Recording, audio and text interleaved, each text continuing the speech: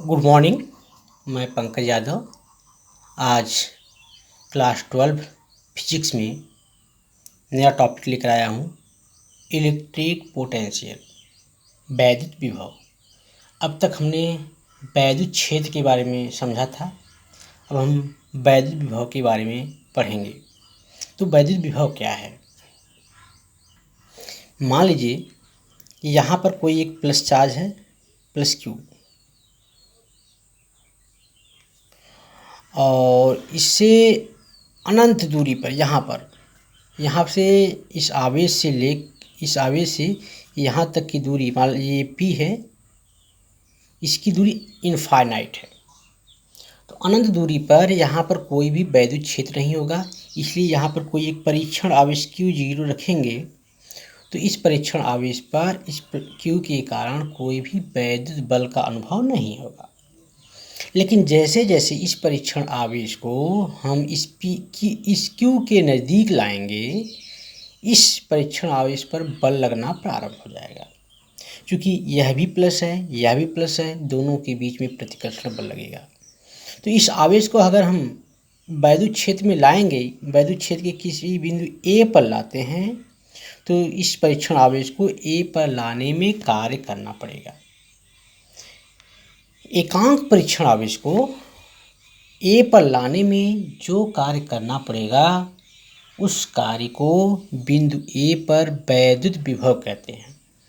मान लीजिए इस परीक्षण आवेश Q0 को A पर लाने में W कार्य करना पड़ा। इस Q0 आवेश को A पर लाने में W का कार्य करना पड़ा, तो एकांक परीक्षण आवेश को A पर लाने में W/Q0 कार्य करना पड़ेगा। इस कार्य को ही, एकांक परीक्षण आवेश को A पर लाने में जो कार्य किया गया है, इसी कार्य को बिंदु A पर वैद्युत विभव कहते हैं। इसे V से प्रदर्शित करते हैं। तो हम लोग इसकी डिफिनेशन देंगे।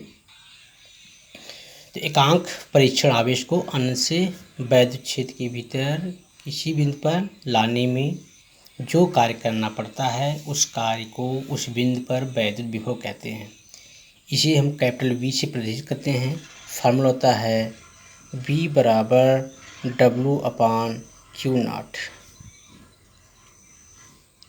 ये एक अदिश राशि है। वैद्युत विभव एक अदिश राशि है।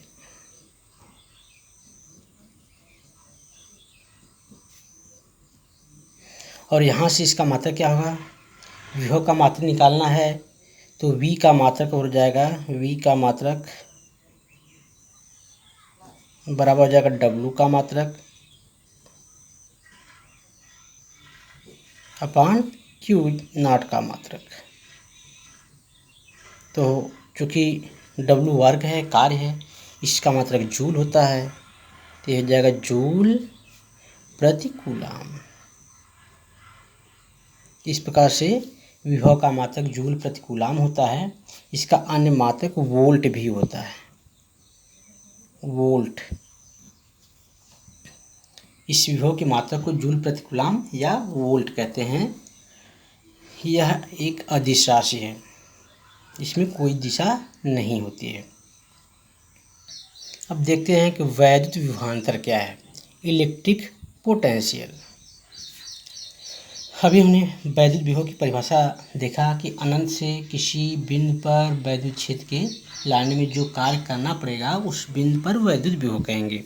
अब मान लीजिए यहाँ पर प्लस Q आवेश है और यहाँ अनंत है, यहाँ पर कोई परीक्षण आवेश Q0 है, एक पॉइंट A है और यहाँ पर एक पॉइंट है B। तो विभवांतर यानी A और B के बीच में विभवांतर क्या है? हम ऐसे भी कर सकते हैं, किसी एकांक बिंदु आवेश को A से B तक लाने में जो कार्य करना पड़ेगा, उस कार्य को A B के बीच में विभवांतर कहते हैं। तो मान लीजिए कि इस परीक्षण आवेश Q को A तक लाने में W A कार्य करना पड़ा और B तक लाने में W B कार्य करना पड़ा। तो A और B के बीच का विभवांतर, हम विभवांतर को डेल्टा V से भी लिख सकते हैं और या VAB लिख सकते हैं। ए से बी तक लाने में किया गया कार्य हो जाएगा डब्ल्यू ए, क्योंकि बी बड़ा है तो W B minus W A upon Q naught. तो किसी भी वैद्युत क्षेत्र में दो बिंदुओं के बीच विभवांतर उन दोनों बिंदुओं में एक बिंदु से दूसरे बिंदु पर किसी एकांक परीक्षण आवेश को ले जाने में किए गए कार्य के बराबर होता है। तो किसी वैद्युत क्षेत्र में एकांक परीक्षण धन आवेश को किसी एक बिंदु से दूसरे बिंदु तक ले जाने में किए गए कार्य को उन दोनों बिंदुओं के बीच वैद्युत विभवांतर कहलाता है। मान लीजिए ये अनंत है, यहाँ पर प्लस क्यू नॉट एक परीक्षण आवेश है, यहाँ पर कोई प्लस क्यू आवेश है और इसमें दो बिंदु हैं ए और बी। ए और बी के बीच में हमको वैद्युत विभवांतर ज्ञात करना है। तो एकांक परीक्षण आवेश को ए तक ले जाने में किया गया कार्य हो जाएगा W A upon Q not, और एकांक परीक्षण आवेश को बी तक ले जाने में किया गया कार्य हो जाएगा W B upon Q naught. W A upon Q naught को हम वी ए कह सकते हैं, यानी ए पर वैद्युत विभव कह सकते हैं। W B upon Q naught को हम वी बी कह सकते हैं, वी बी का मतलब वी पर वैद्युत विभव। तो ए बी के बीच विभवांतर क्या हो जाएगा, क्योंकि हमने अभी डिफिनेशन जो दिया है डेल्टा वी की, दो बिंदुओं के बीच वैद्युत विभवांतर इन ए और बी के बीच किए गए कार्य के बराबर। तो बी पर कार्य में से ए का कार्य घटा देंगे, यानी W A upon Q naught minus W B upon Q naught minus W A upon Q naught, इसी को हम वी बी कहेंगे, V B minus V A, ये डेल्टा वी की वैल्यू है। तो दो बिंदुओं के बीच विभवांतर ज्ञात करने के लिए उन दो बिंदुओं पर जो विभवांतर है उन दोनों विभवांतरों के डिफरेंस के बराबर होता है। अब हम अगला इसी में टॉपिक बताएंगे, बिंदु आवेश के कारण किसी बिंदु पर विभव, potential at a point charge. अब देखते हैं इसको ज्ञात करने के लिए, मान लीजिए कि यहाँ पर कोई प्लस क्यू आवेश है और यहाँ पर कोई पॉइंट है जो इससे अनंत दूरी पर है P। यहाँ पर हम मान लीजिए क्यू नॉट रखे हैं, क्योंकि Q not plus Q not आवेश है, अनंत दूरी पर है। इसका मतलब है इस क्यू नॉट पर इस प्लस क्यू के कारण कोई भी बल कार्य नहीं कर रहा है। अब हम इस क्यू नॉट को इस क्यू के करीब लाएंगे तो हमें प्रतिकर्षण बल के विरुद्ध कार्य करना होगा। अब मान लीजिए हम कुछ पॉइंट यहाँ मान लेते हैं ए बी सी डी, इस तरह से जो पॉइंट मान लीजिए ए प्लस क्यू आवेश से R1 दूरी पर है, पॉइंट बी R2 दूरी पर है,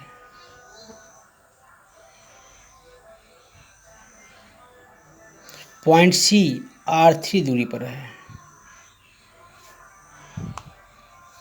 और इसी प्रकार से पॉइंट डी R4 दूरी पर है। तो हमने कुछ ऐसे पॉइंट लिए हैं, ये R1 R2 R3 R4 दूरियों पर हैं। तो हम क्या करेंगे, क्योंकि हमको कार्य निकालना है क्यू नॉट से ए तक लाने में क्या कार्य करना पड़ेगा, उसी कार्य के बारे में हमको अध्ययन करना है। तो इसको हम दो तरीके से ज्ञात कर सकते हैं, ए से पी तक जाने में क्या कार्य करना पड़ेगा। देखिए, इस पी से ए तक लाने में जो कार्य करना पड़ेगा उतना ही कार्य ए से पी तक ले जाने में भी कार्य करना पड़ेगा। पी से ए तक ले जाने में हमको प्रतिकर्षण बल के विरुद्ध कार्य करना पड़ता है, बाह्य कार्य करना पड़ेगा, और ए से पी तक ले जाने में आंतरिक कार्य करना पड़ेगा, क्योंकि ये प्रतिकर्षण बल के कारण ये सिस्टम खुद कार्य करेगा और आवेश धीरे धीरे अनंत तक चला जाएगा। केवल जो कार्य है काल के परिमाण बराबर होंगे, उनके केवल चिन्ह अलग अलग होंगे। तो यहाँ पर हमारा जो कार्य है, मान लीजिए तो हम परीक्षण आवेश क्यू नॉट को ए से पी तक ले जाएंगे और जो कार्य करना पड़ेगा उस कार्य को कैलकुलेट कर लेंगे। फिर एकांक परीक्षण आवेश को ले जाने में कितना किया गया कार्य है गया उसको निकाल लेंगे और फिर वैद्युत विभव ज्ञात कर लेंगे। तो देखते हैं हम कैसे करेंगे। मान लीजिए ये परीक्षण आवेश ए पर है, तो क्यू नॉट इस प्लस आवेश क्यू के कारण ए पर रखे आवेश क्यू नॉट पर लगने वाला वैद्युत बल यानी एफ ए इक्वल टू क्या हो जाएगा 1/4 पाई इप्सिलॉन नॉट के कूलाम के नियम से इंटू क्यू नॉट अपान इन आवेशों के बीच की दूरी, कूलाम के नियम से इनके बीच की दूरी के वर्ग के व्युत्क्रांनुपाती होता है, तो r1²।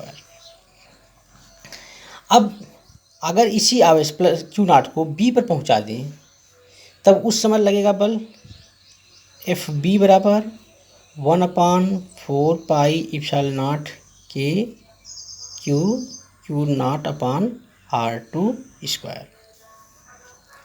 ए पर जब आवेश है तो इतना बल लग रहा है, बी पर है आवेश तो इतना बल लग रहा है। तो ए और बी के बीच में एवरेज बल, औसत बल ए और बी के बीच में एवरेज बल इन दोनों बलों के गुणोत्तर माध्य के बराबर होता है। यानी एफ इक्वल टू होता है एफ ए बी के बीच में एवरेज बल √ F A into F B के बराबर होता है। इसको हम गुणोत्तर माध्य कहते हैं। एफ ए और एफ बी का गुणोत्तर माध्य √ F A into F B होता है। तो इसको हम निकालते हैं, दोनों की वैल्यू रख देंगे 1/4 पाई इप्सिलॉन नॉट के Q0/R1² into 1/4 pi epsilon naught Q0/R2² equal to हो जाएगा 1/ सब 2 बार हैं तो 1/4 पाई इप्सिलॉन नॉट के Q0/R1 इंटू R2। तो ए और बी के बीच में यह एवरेज बल हो गया। तो आवेश को ए से बी तक ले जाने में किया गया कार्य।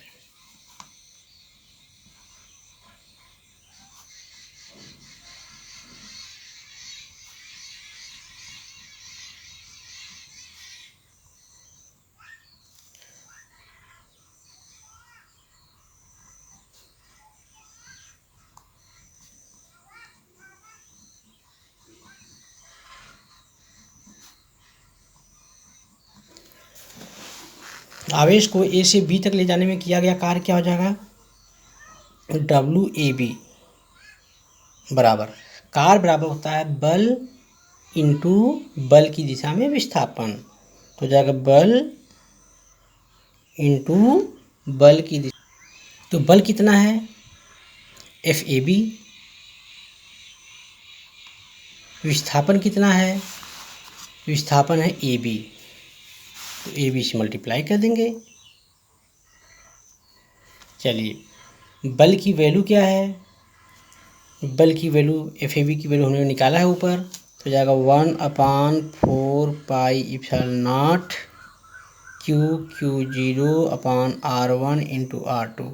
AB की वैल्यू क्या होगी, AB A से B के बीच की दूरी, क्योंकि यहाँ से यहाँ तक की दूरी R2 है और यहाँ से यहाँ तक दूरी R1 है, तो AB के बीच की दूरी होगी R2 - R1। तो यहाँ हो जाएगा R2 - R1। इस प्रकार से हम इसको सॉल्व अगर करेंगे तो हो जाएगा 1/4 pi epsilon naught Q naught bracket में लिख सकते हैं R2 - R1 अपान R1 इंटू R2। इसको सॉल्व करेंगे तो हमारा बन जाएगा 1/4 पाई इप्सिलॉन नॉट की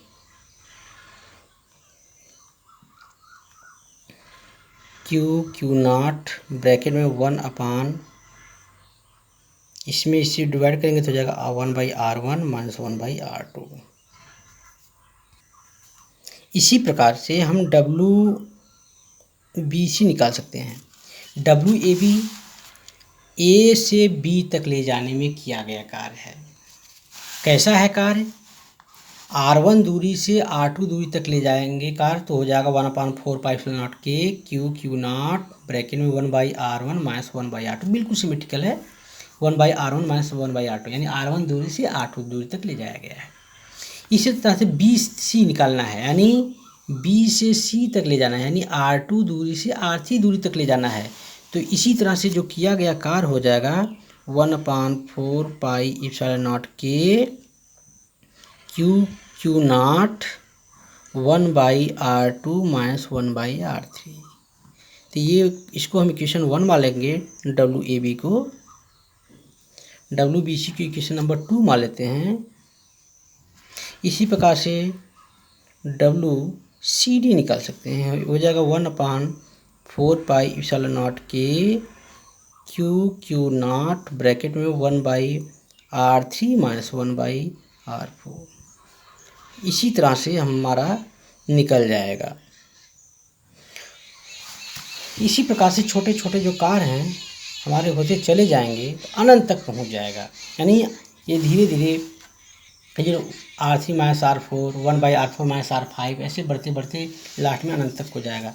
तो ए से पी तक ले जाने में कुल किया गया कार्य, तो ए से पी तक ले जाने में कुल किया गया कार्य W इक्वल टू हो जाएगा WAB plus WBC plus WCD plus dot dot dot infinite तक हो जाएगा। इसको ऐड कर देंगे तो ऐड करने में हम देख रहे हैं 1/4 के Q1 Q2 कॉमन है, हर कार्य में वही है। 1/4 के Q1 Q2 सब में है, इसको हम कॉमन ले रहे हैं पहले ही।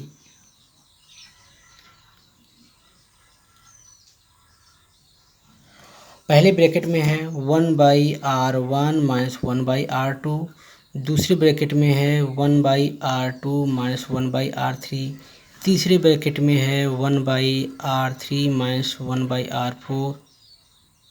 इस ढंग से अनंत तक चला जाएगा, 1/इनफाइनाइट तक, R इनफाइनाइट तक चला जाएगा। दूरी अनंत हो जाएगी, ये 1/इनफाइनाइट R इनफाइनाइट खुद ही 0 बन जाएगा।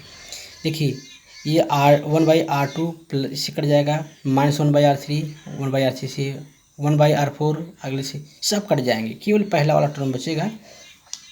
तो हो जाएगा W equal to 1/4 Q naught pi R1, ये की हो जाएगा।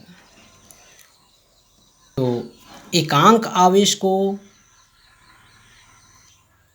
ए से पी तक ले जाने में किया गया कार्य, या हम पहले ये कह सकते हैं कि ये जो कार्य है ए से पी तक, ए से अनंत तक ले जाने में किया गया कार्य है। तो अनंत से ए तक ले जाने में जो कार्य होगा इसी कार्य के बराबर होगा, चिन्ह अलग हो जाएगा। तो एकांक आवेश को ले जाने में किया गया कार्य